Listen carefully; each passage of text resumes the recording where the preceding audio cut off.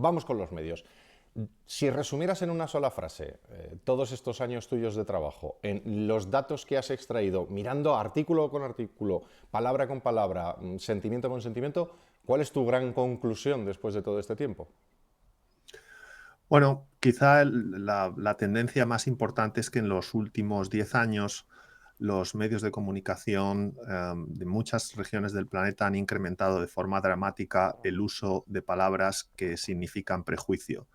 Distintos Ujú, tipos de prejuicio, prejuicio étnico, prejuicio de género, de orientación sexual, etcétera. Pues palabras tales como racismo, machismo, homofobia, transfobia, ujú. etcétera. Ha habido un aumento muy Un aumento. significativo, Vale. sí, Aquí del uso de este tipo de podremos lenguaje. ver alguna gráfica en la que, si quieres, descríbela tú, la que consideres, se ve un claro aumento, ¿no? En estos términos, ¿no? Aumentan, no sé si el término es exponencialmente, pero en algunos casos de forma muy dramática, ¿no? Pues, marca algún ejemplo que tú Sí, consideres. bueno, yo publiqué el primer artículo académico que estudiaba esta tendencia y, pues, bueno, es un análisis básicamente centrado en medios de Estados Unidos y de Inglaterra. Ujú, Y, por ejemplo, una gráfica muy llamativa es una en la que me focalizo en probablemente dos de los periódicos más influyentes de Estados Unidos, el New York Times y el Washington Post. ujú, Y en esta gráfica se ve cómo a partir del 2010, pues sí, comienza un poco después del 2010, comienza un incremento exponencial en muchos sentidos del uso de este tipo de terminología. Racismo, xenofobia, misoginia, transfobia, antisemitismo, islamofobia, etcétera. Y ujú, pues con algunos incrementos son muy, muy marcados. Por ejemplo, muy- el uso del término supremacismo blanco pues, se incrementó en más de un 4000% en el New York Times, más de un 5000% en el Washington Post. Y otra cosa que llama la atención también de esta dinámica es el altísimo grado de correlación entre ambos periódicos y, bueno, también ujú. el resto de los medios de comunicación. O sea, Hay un alto nivel de sincronización en el uso de este tipo de lenguaje.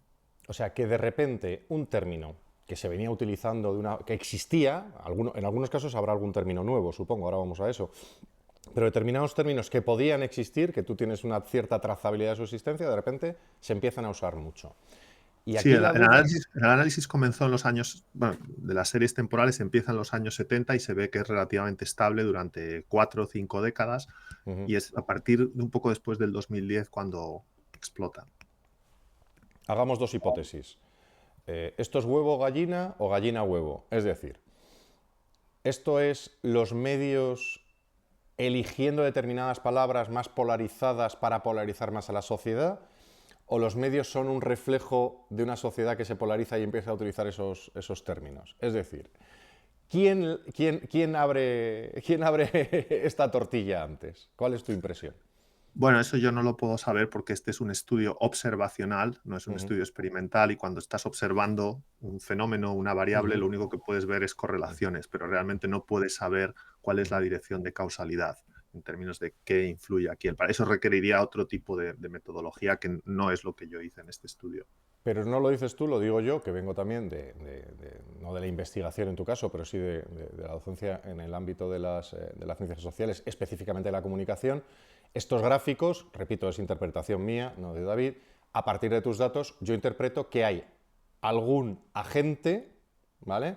Que intencionadamente, porque si no serían una escalada razonable en el tiempo, pero es verdaderas explosiones que además aparecen en un punto concreto, que aparecen simultáneamente en muchos sitios, con lo cual uno tiende a pensar que hay una intención detrás. En ciencia, en comunicación, cuando de repente todos los medios utilizan la misma agenda, hay una cuestión que está, el agenda setting es muy evidente. Por eso te preguntaba, porque está muy estudiado lo que se llama el agenda setting, lo hemos hablado en alguno de mis chupitos explicativos, el cómo se elige de qué se habla, y en este caso yo creo que hay un muy dramático y muy evidente ejemplo que demuestran tus gráficos de que en determinado momento se toma la decisión de utilizar estos y no otros términos que además tienen ese componente que tú sí mides, que es de polarización o de dramatización. Yo fíjate que lo veo más como una cierta dramatización de las cosas porque al final están describiendo lo mismo con términos nuevos, ¿no?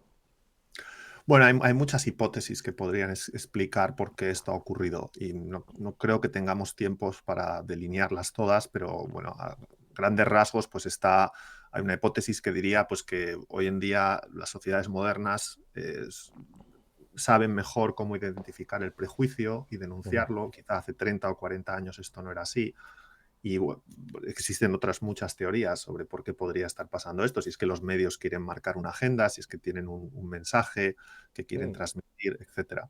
O el Deux ex machina, ¿no? El que hay un ente externo que se dedica a fomentar la utilización de esas palabras o esos términos, ¿no?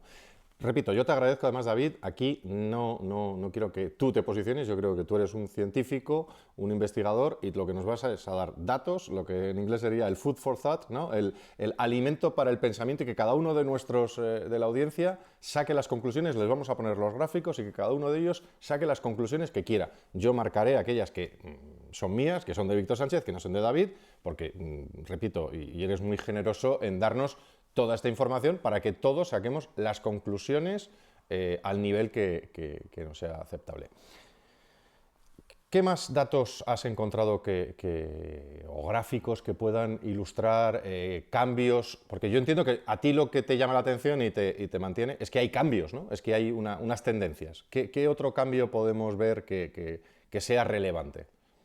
Bueno, tras publicar este análisis sobre los medios fundamentalmente americanos, la pregunta obvia para mí era qué está ocurriendo en el resto del planeta.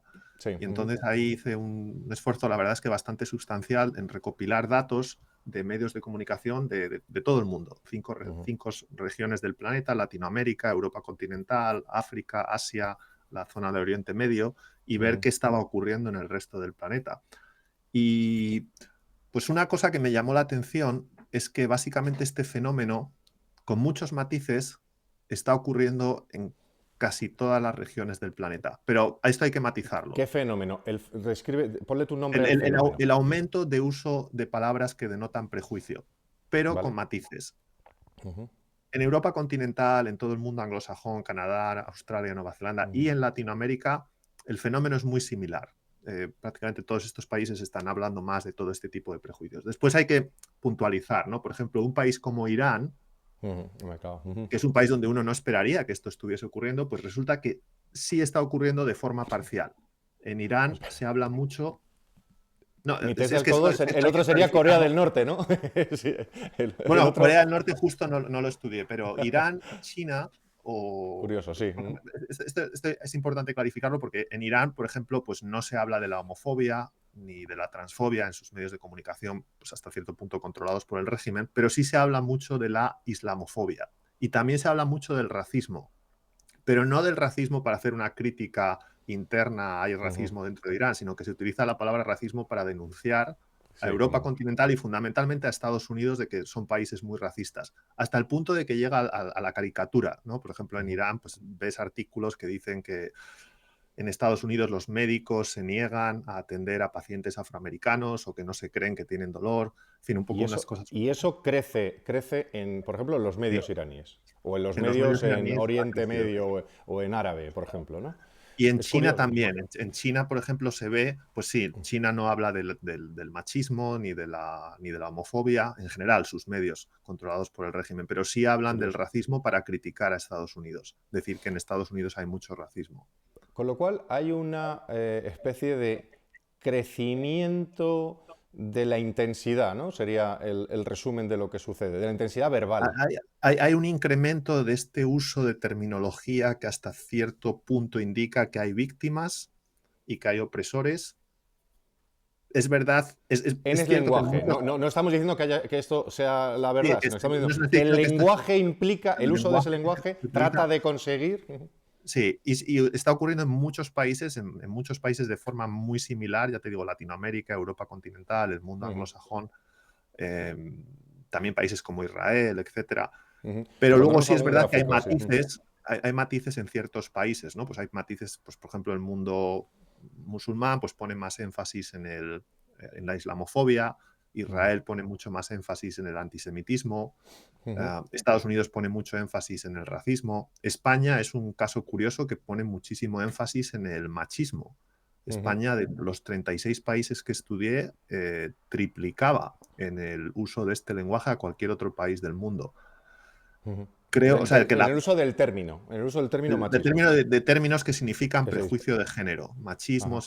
sexismo, misoginia, etc. Creo que esto tiene que ver con que en España utilizamos un término que yo creo que es equivocado para referirnos a la violencia intrafamiliar. En España los medios se refieren a ella como violencia machista, mientras que en el mundo anglosajón y en muchos otros países se habla de la violencia intrafamiliar, violencia en el ámbito doméstico, etc. Y creo que esto podría explicar por qué los medios de comunicación españoles son los que más utilizan este tipo de terminología. Vale. Yo, sin entrar en el fondo, repito, viendo los gráficos que has sido tan generoso de compartir con nosotros, y yo te invito a que nos vayas diciendo cuál tenemos que ir poniendo de los muchos que tenemos a disposición. Dos impresiones mías, repito. Uno, esto es una elección intencionada del lenguaje, ¿vale? Y dos, es un evidente crecimiento de la intensidad. Ahora, en un mundo, te hago una pregunta de control, de test de control, ¿no? Tú has analizado la palabra, o las palabras, en un mundo que simultáneamente en ese mismo periodo de análisis ha apostado por textos más cortos y por más imagen, ¿vale? Entiendo que la imagen no has podido medirla todavía, pero el hecho de que la información sea más abrupta, más corta, más no sintética, porque no sintetiza, sino que probablemente tiene un efecto multiplicador sobre... O sea, si en un texto largo utilizas una palabra fuerte, vamos a decir, de fuerza, no es lo mismo que da diluir en un texto largo que si el titular lo contiene. ¿Tú puedes hacer una diferenciación en esto? Bueno, todas las métricas que utilizo están normalizadas para que el volumen de datos o No artículos afecte. que se publican en un año o la longitud del texto no tenga un impacto en ellas. Sí es verdad que, bueno, podríamos hablar pues, de otro análisis que hice sobre titulares. No sé si quieres que Ajá. hablemos de Sí, esto sí, ahora y de hablemos la de eso. Sí, emocional. perfecto, sí.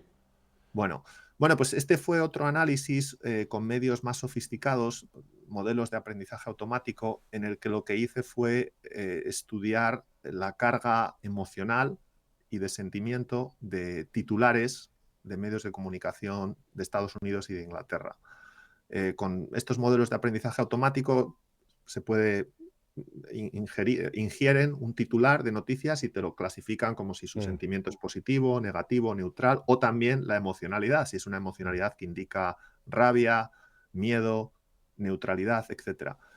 Y en este análisis lo que documenté es que en las últimas 2 décadas, empezando a principios del siglo XXI, los titulares de los medios de comunicación británicos y americanos cada vez son más negativos. Y también cada vez tienen una mayor carga de miedo y de furia, de anger, de rabia. De rabia, sí. Y que el porcentaje de titulares que son emocionalmente neutrales ha descendido de forma muy marcada. Solían ser alrededor de un 70% de los titulares en estos medios a principios del siglo XXI eran emocionalmente neutrales y alrededor del año 2020 ya eran menos de la mitad. Es decir, ha habido un cambio en el lenguaje, en este uso en el uso del lenguaje en los titulares de noticias. Y bueno, creo que esto obedece pues a la necesidad. Los humanos, para bien o para mal, tenemos una tendencia a hacer clic en los titulares sensacionalistas, son los que nos atrapan más la atención. Y creo que los medios descubrieron esto, necesitan aumentar sus ratios de que la gente haga clic.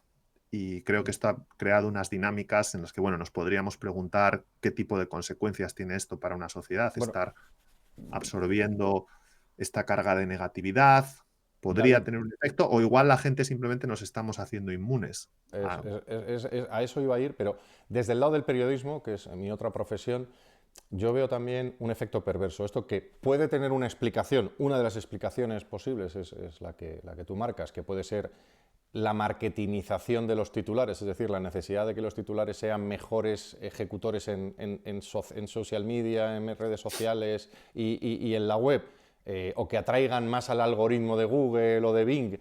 Entonces, eso es una tendencia de el redactor escribe el artículo, conociendo cómo funcionan los medios, pone un titular y automáticamente el responsable de SEO o de marketing del medio lo cambia para que sea más atractivo, llamativo, exótico, ¿vale?